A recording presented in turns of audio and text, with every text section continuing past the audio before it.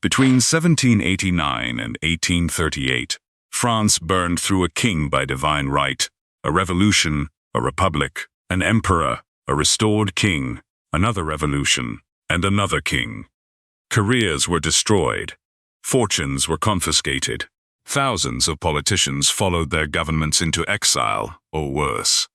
One man served at the top of nearly all of them, and he died rich in his own bed with full honors. 7 regimes, 1 survivor. His name was Charles Maurice de Talleyrand. And if you want to understand the economics of loyalty, there is no better case study in history. Because Talleyrand understood something that most people never say out loud. Loyalty is not a virtue in politics. It is an asset. It has a price. It pays a return. And like any asset, it can collapse overnight. His contemporaries sneered at him as a weather vane, turning with every wind. But look closer, and the weather vane was running a strategy. Treat allegiance like a currency. Hold a little of every one. Never hold too much of any. He didn't choose this game. He was born into it. Born in 1754, into one of the oldest noble families in France, a name older than the monarchy itself. The standard career for a boy like him was the army. But a lame foot closed that door, and his family redirected him, without asking, into the other great career of the old world, the church. Understand what the church was in 18th century France. It was the richest institution in the country. It owned something like 1/10 of all the land, collected its own taxes, and answered to no one. By 34, Talleyrand was Bishop of Autun. He gambled, he speculated, he kept mistresses, and he believed in none of it. He hadn't joined a faith. He had joined a balance sheet. Then 1789 arrived, and the bishop made his first great trade. The revolutionary government was bankrupt, and Talleyrand, a bishop, stood up and proposed the unthinkable. Take the church's land. All of it. Nationalize it, sell it, and pay the state's debts with the proceeds. It was the largest confiscation of wealth in French history, and it was proposed by an insider. The Pope excommunicated him.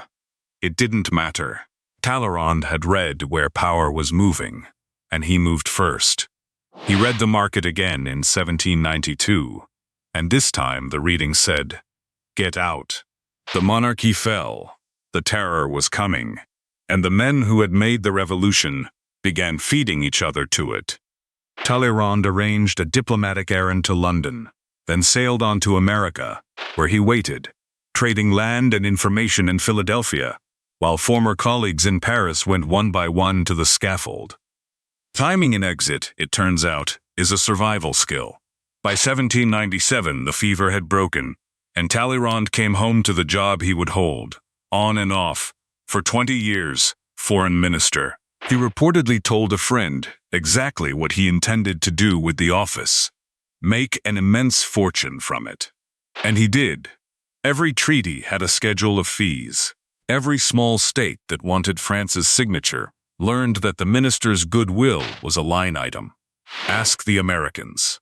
In 1797, 3 American envoys arrived in Paris to negotiate an end to a naval dispute. Before formal talks could even begin, the minister's agents explained the terms: a personal payment to Talleyrand and a loan to France.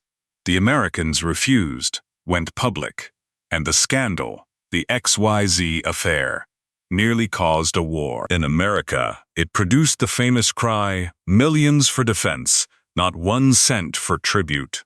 In Paris, it produced a shrug. Talleyrand kept the office.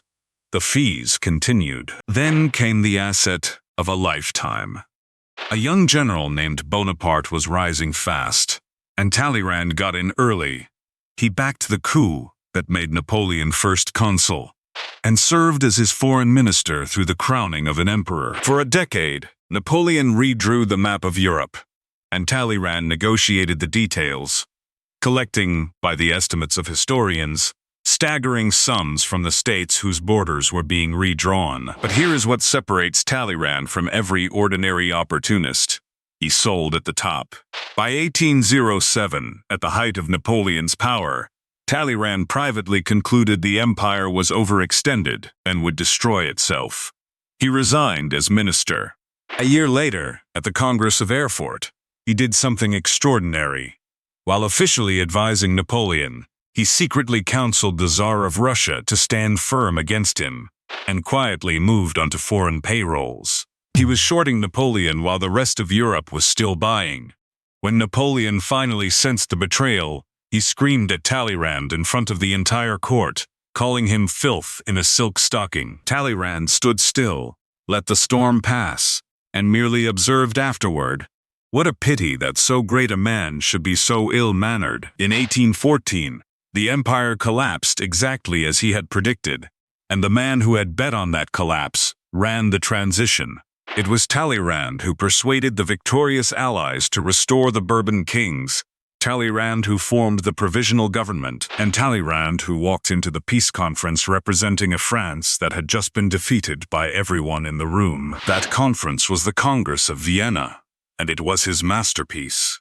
Representing the loser, he made himself the arbiter. He produced a principle, legitimacy, that the winners couldn't refuse without undermining themselves, then used it to split the victors and put defeated France back at the great powers' table. And in keeping with tradition, he accepted gratitude in its most liquid form from nearly every delegation with business before the Congress. France lost the war and lost almost nothing at the peace. Everyone paid Talleyrand, and Talleyrand delivered. That was the strange integrity of his corruption. He stayed bought only as long as the buyer stayed solvent. He retired, outlived one more king, and then, in 1830, revolution came again. Charles X fled, barricades went up in Paris, and Talleyrand, 76 years old, listened to the gunfire and reportedly said, "We are winning. Who is we? Say nothing yet."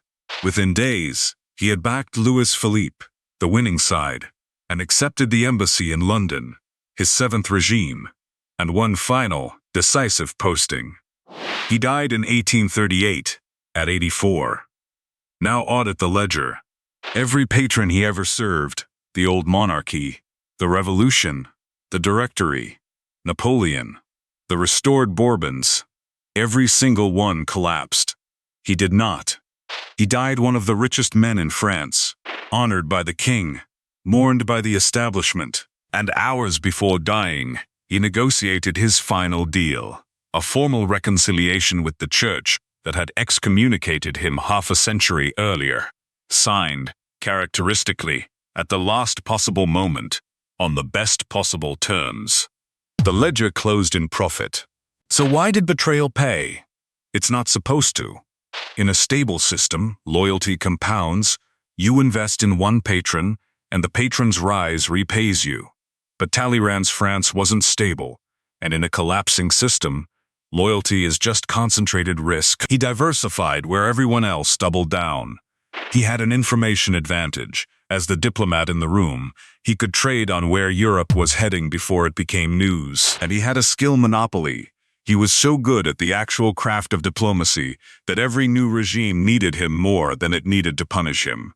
The market for competence kept forgiving what the market for loyalty wanted to punish. Late in life, someone reproached him for serving so many masters, and he is said to have answered, "Treason is a matter of dates."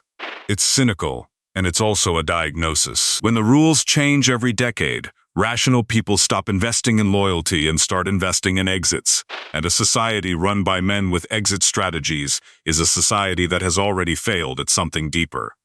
Talleyrand isn't a model to admire. He's a measurement of exactly how much institutions were worth in his time. When loyalty pays nothing, don't be surprised that nobody buys it.